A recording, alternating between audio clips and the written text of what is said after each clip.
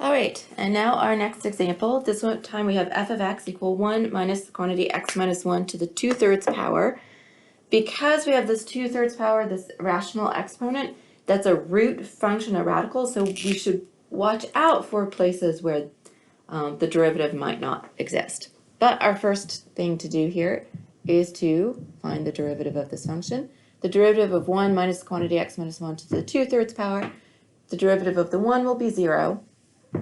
We'll have the negative from the constant multiple rule. And now we're going to use the generalized power rule. That's our chain rule combined with the power rule here. So we're going to bring down the power.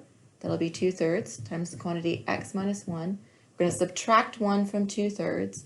So we get 2/3 minus 1, which will give us negative 1/3. And then we have to multiply by the derivative of x minus 1. The derivative of x minus 1 is just 1, so we don't need to do anything else to our derivative function. And now we're looking for where either this derivative is 0 or where it does not exist. Before we do that part, I'm going to rewrite this using our negative exponent. Remember, that pushes down into the denominator. So we're going to get negative 2, just putting the negative within the numerator there, over 3 times the quantity x minus 1 to the 1/3 power. Now, looking at the derivative in this form, we see that there are no places where the derivative could be equal to 0 because there's no way to make the numerator of that fraction equal to 0. But the derivative will not exist if the denominator is equal to 0.